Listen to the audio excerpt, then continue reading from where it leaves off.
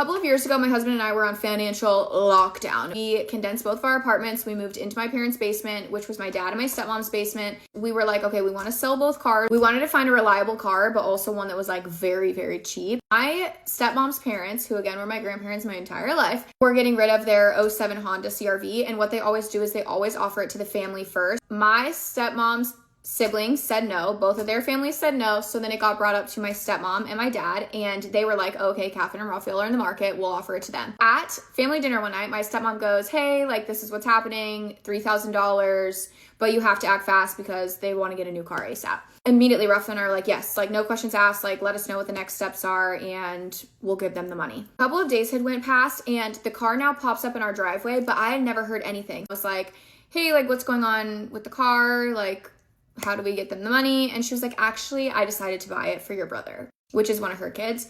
And I was like, what? I remember being like, he doesn't even need a car. Like, what are you talking about? You guys have already bought him cars. Like, he's in a perfectly fine car. What are you talking about? She was like, well, I want to offer it to him first. So we'll see what he has to say. I said, call him then. She comes back and she was like, all right, here's the deal. I'll give it to you for $3,500.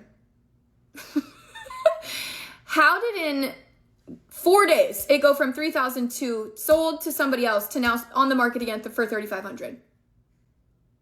I was fuming. My husband and my dad ended up talking to her, and out of nowhere, the very next day, she came to the conclusion that we can now buy it back from her for $3,000, and she will actually also pay the title and transfer fee of like $100 and something.